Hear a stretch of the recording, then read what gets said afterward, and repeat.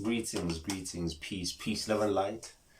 Keludu Medisa, I greet you all in the name of oneness, in the name of consciousness. Nyanbuli Sangiti. Welcome once again to this amazing channel, this YouTube channel. And I dare to say that this YouTube channel is amazing because of the comments that I see, that the interactions that I get to have with you. And it always blows my mind as to how individuals can impact each other in their soul's journey, like in the journey of their souls. And so that always makes me feel so taken aback, and yet also so humble as to how Spirit is using me as a vessel to be one of the messengers of ancient truths, but not ancient in a way that they don't apply today, because we are multidimensional, so thank you so much for subscribing. Thank you so much for walking this journey with me. Sometimes when I sit and I think about because obviously you're not going to get the full scope of what it is that I think when I'm on my own.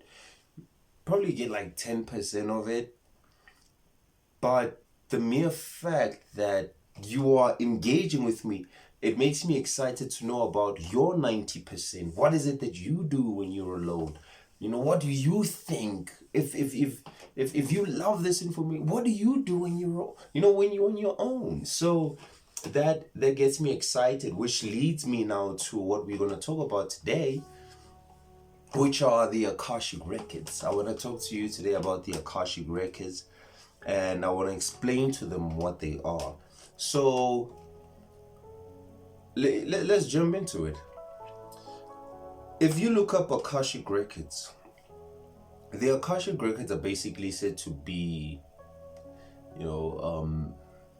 it's like some mystical dimension or plane or state where memories and information is stored, right? And I'm sure in spirituality now you've come to find out that not everything needs to be scientifically proven in a way that you can point to it and say that that's it there. Because some things cannot be explained by science, because they within their very nature are of a level that science is still evolving to. Because everything that scientists are finding out are things that metaphysicians, shamans, and indigenous people have known all across the world. Now they're calling the universal energy, they're calling it the field. What ancient people have always called the God, the source of all things, Umdali, the creator of all things. They're now calling it the field. They're giving it many names there and there, but they're still growing because they're not discovering anything that's new. They just rediscovering things that have already been known but forgotten through time. So the Akashic records are one of the things, or one of the phenomena that have been forgotten through time. So what are the Akashic records? The Akashic records are memory. It's a memory storage plane. It's an information storage plane. It's a knowledge storing dimension that you can tap into as an individual. Now, on this channel, I always like to give you something different that you might not have ever heard before. And that's because these are my own personal revelations. One of them, which being what inspired me to make this video today, was when I was thinking about the Akashic records. I was like, wait a minute. I'm in the Akashic records now. We're living, you as an entity, you are living in the Akashic records. Your life, you watching me right now, you are in a living memory. Because think about it, 10 minutes from now, 20 minutes from now, this moment will be a memory. I watched Methics, I watched Esoteric Murut, and he was talking about you would be talking about it in the past tense, but what is the past? because your consciousness would still be continuous. Because even if you were to speak about something that happened in the past, you're speaking about it in the current moment that you're experiencing, which is why in spirituality they speak about the universal now, saying that time and space don't exist. So basically the Akashic records is where the bridge happens.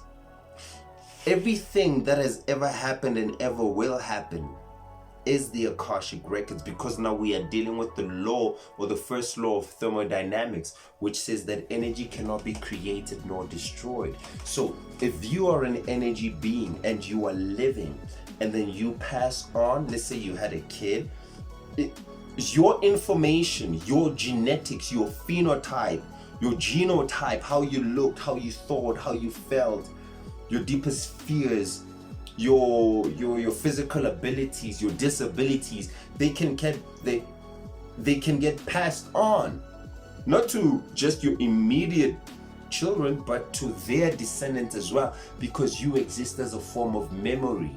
You exist as a form of energy, and over time that energy becomes a memory. This is why they say that when you call a God's name, or when you call upon your certain ancestors, you make them live again, because they live in your memory. So that's what the Akasha is.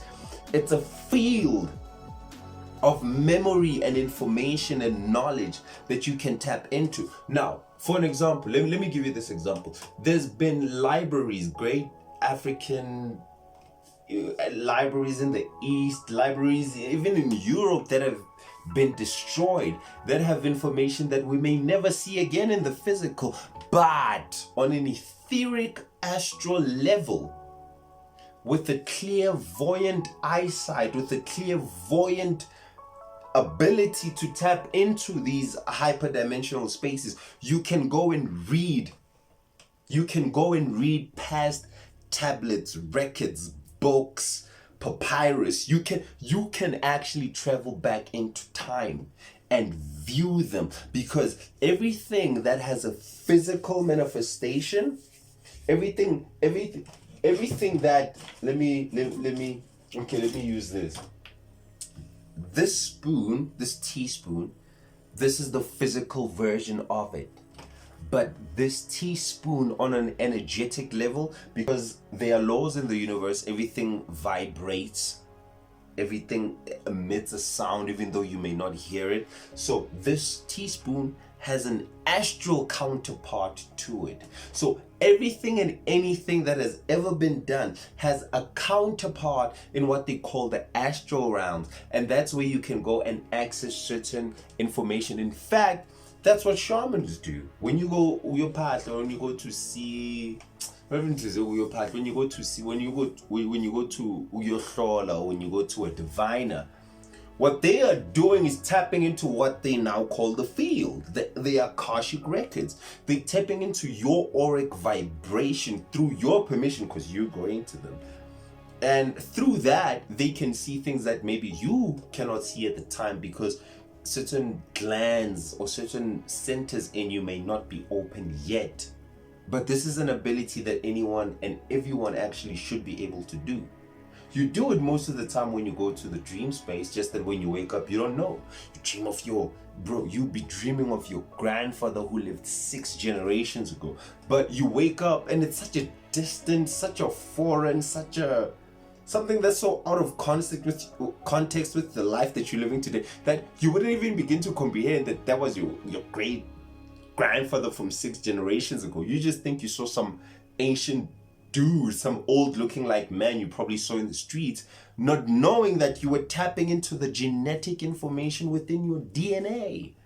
You were tapping into the memories that have been passed on. Because remember, you are a projection of memories. 7 generations back on your father's side, and 7 generations back on your mother's side. And we're only using 7 generations to say that past the 7th generations, your progenitors begin to look different. Like you can't even see, like, hey, wait, this one was because it becomes, it's like when you make a copy of a copy of a copy of a copy of a copy of a copy. Eventually, the 7th copy does not look like the first copy. even though you could still see the words in the seventh copy, but it's a little bit, you have to look like, what does it say? But within the first copy, it's easy to make it out. So that's basically what I'm just talking about when I'm saying you are a projection of memory 7 generations back on your father's side and 7 generations back on your mother's side. That's just on the part that you could recognize. But genetically, you go back millennia, generations that you cannot even begin to count. And that's what the Akashic Records is. In Gnosticism, in astrotheology, in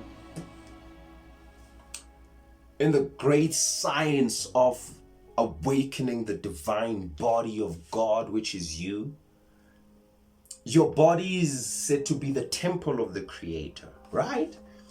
And every story that you would have ever read in the Quran, in the Bhagavad Gita, in the Bible, in whatever story, all those characters were depicting a metaphorical, esoteric, spiritual process that happens inside of you, where there's this dormant energy that lays dormant when you are born. Like when you are born, it descends down. That part, that soft part when you are a kid, I think they call it the frontilicus.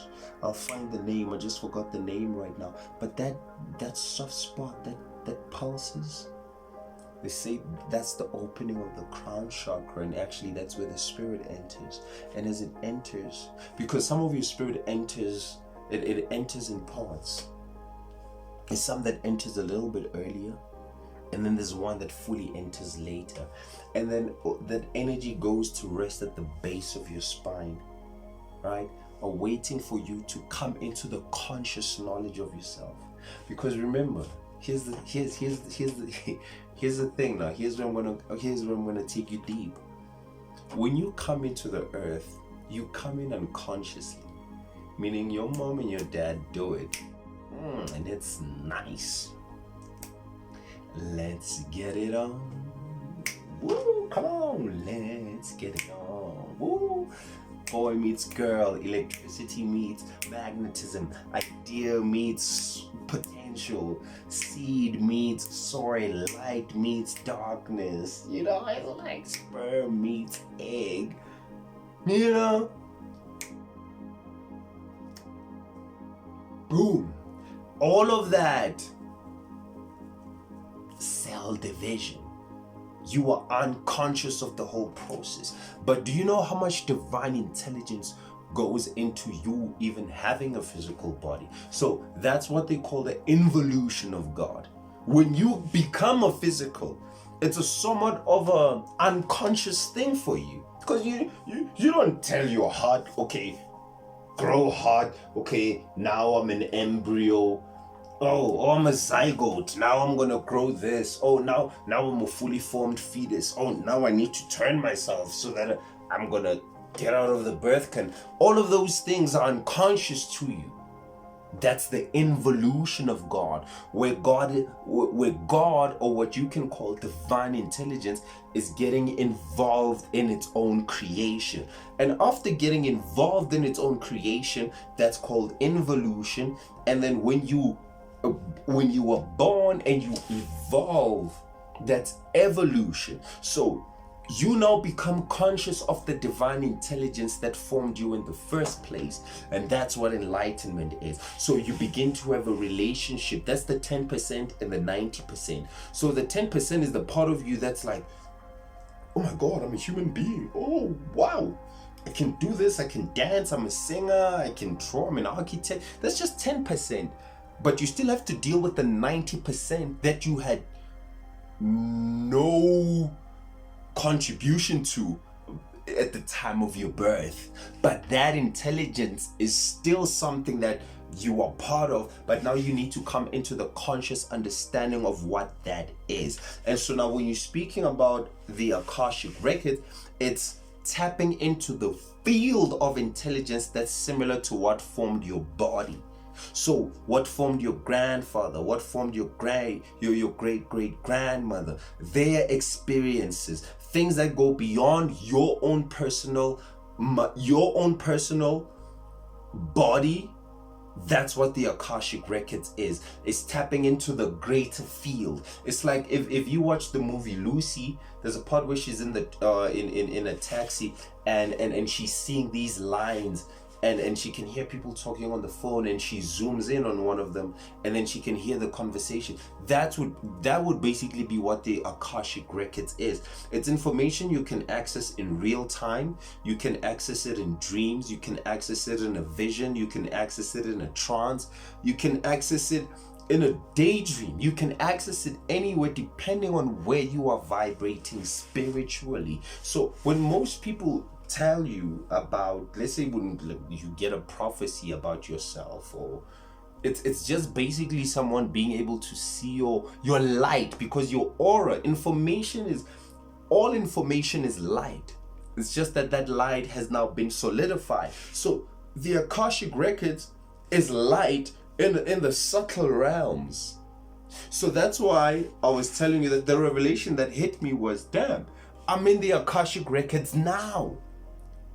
I'm in the Akashic right now. This is the Akashic Records. We are in a living memory, and that's the type of amazing beings we are as humans. We are actually in a living memory. Imagine yourself then. Imagine this.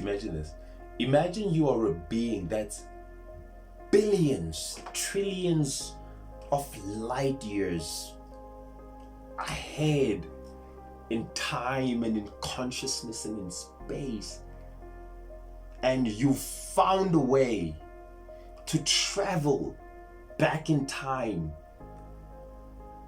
into states of yourself where you were still physical, into states of yourself. It's back in 2016, 2015, 2017, somewhere around there, when I was having one of my major Kundalini awakenings. I had a revelation at the time, and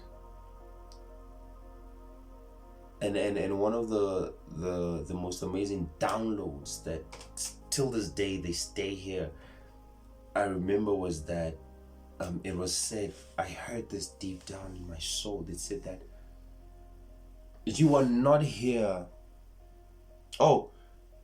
You do not come here to do something new. You've already won. You've already achieved.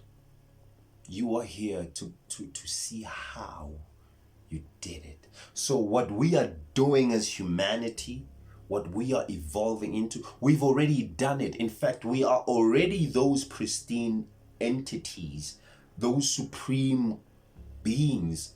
We came back to see how we did it. It's like if you watch a movie, when you watch most movies, you know at the end, like Spider-Man with the Avengers, eventually they're gonna win somehow. But you watch the movie to see how you did it. So our lives are the Akashic Records of us tapping into seeing how we did what we did. Think about this again to give you an example, maybe that's not so cosmic. Think of yourself in the next 2 years, 4 years, 5, 10 years. Think of yourself when you were 80 years old, looking back to the age that you are right now. Put yourself right now. Let's say you are 29-year-old. I'm a 29-year-old. I'm 29 years old. I lay on my bed and I'm meditating. And in my mind's eye, I'm a 60-year-old. What happens in that moment? I'm dancing in Akashic. Because right now, check again, I'm 29 years old. What if what I'm doing for when I was 60 or 80 years old, I did when I was 15? So let's say I'm a 15-year-old kid pretending that I'm 29 years old. I'm actually 29 now, but I was 15 then. I'm 29 now, but I will be 80 years old then. But when is then? Or when was there? It's all here. And that's what the Akasha is. It's the ability to bridge time and space and then be able to access all the great information that the universe has to offer you once your centers are open. So that's what the Akasha is, family. The Akashic records are universal and personal. On a personal level, there's a thought that I was, when I was telling you about Gnosticism, when they're speaking about the body. This place right here, at the base, the medulla oblongata, in Gnosticism, it's known as the mouth of God. And there's a saying that man shall not live on bread alone, but on every word that comes forth from the mouth of God. Why are they saying that? Because now, when that Kundalini energy rises, the first place that it hits is the medulla oblongata, which is one of the most highly melanated places in the human body. And the medulla oblongata is also known as the memory storage place. So when the medulla oblongata first hits, when the Kundalini energy first hits the medulla, what happens is that you begin to recall past lives, because it's now tapping into the Akashic records, your personal Akashic records. But because there's no such thing as your personal, because you are nothing but a fragment of the one. So you would be if I were to take one big mirror and then shatter it on the ground, you as one shattered fragment or shard of the mirror, you as that fragment still contain the memory of the entirety of the glass.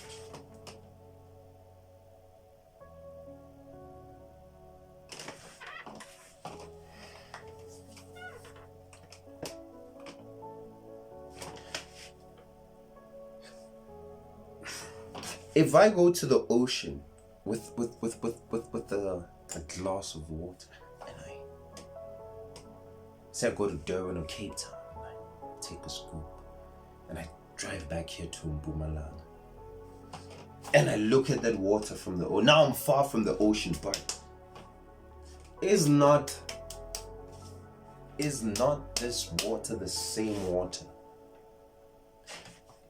I can do a lot with this water that can tell me almost everything about the ocean from just that little. So that's what you are. Your body is the glass, and all the things inside of you. That water is the same water as in the ocean. It's just that now it's contained in a little bit, in a small glass, because that small glass cannot contain the whole ocean. It can't contain the whole.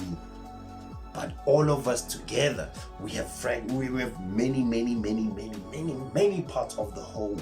And so tapping into the Akasha is being able to tap into the many different parts of the collective memory and be like, that's where the Nguni's, that's where the language came from. So that's why the Eskimos call a house an igloo, and Zulus call a house Indlu. You know, that's you begin to bridge the Akashic records. How are people in the north living in the ice far out there? Different people. Why are they calling a place of a settlement, a place where they settle in, that ice house, an igloo? That's what they call a house. And igloo. And then on the opposite side of the world, down in South Africa, you get a group of other people who call a house indlu, common place of origin. Akashic record is being able to travel with your mind's eye to see and extract information of that common place of origin.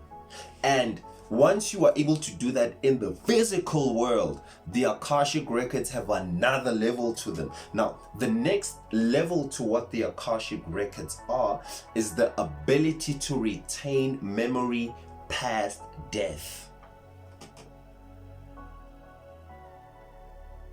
The Akashic records are nothing but memory and information storage. Because we live, the first law of the universe is mentalism. All is mind, and everything in the universe is mental. So once you have that ability in the physical to be able to navigate these dimensions, these planes, while feeling linear, but be able to exist on a cyclical. When you leave the physical world, watch the video that I did about the balancing of the scales of my art. Because what now that implies on an Akashic level is that when you leave the physical,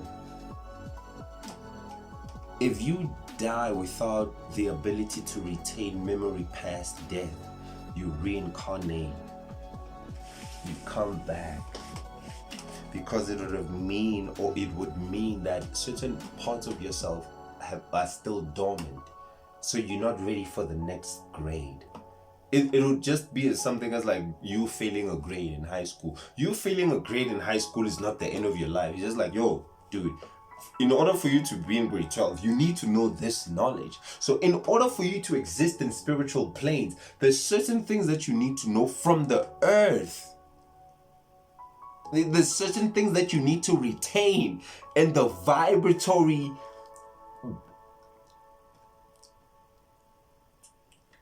there's certain things that you need to retain in the vibratory, holistic nature of who you are as a multi-dimensional being. So you not only have to maintain physical information on a physical level, you have to retain it spiritually as well. Even to the point where even when you are sleeping, you can become lucid in dreams and know things that and know who you are in dream states. And so now, when you leave the physical earth, the Akashic records are what determine also where your next incarnation will be, because your energy signature determines what type of vessel you occupy, or what type of spiritual dimension you occupy, what type of beings you will now be interacting with. So that's what the Akashic records are.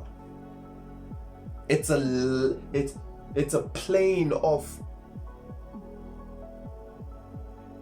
just vast amounts of knowledge of the universe, of things that have happened, things that will happen, things that are happening, and you can tap into them.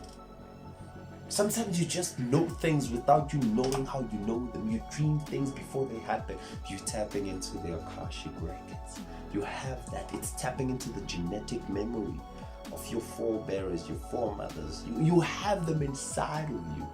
They're inside of you. And not only are they inside, you have your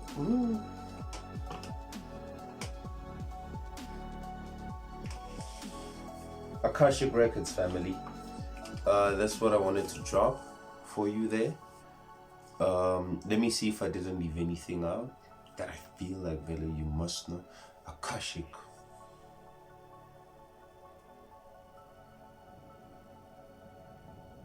And I think I gave you, if you have questions about the Akashic records, do ask, and then maybe I can make another video where we get into conversations regarding that. But otherwise, family, peace, love and light to you all, and I hope that you found this information very useful, and much love to you all. Thank you so much.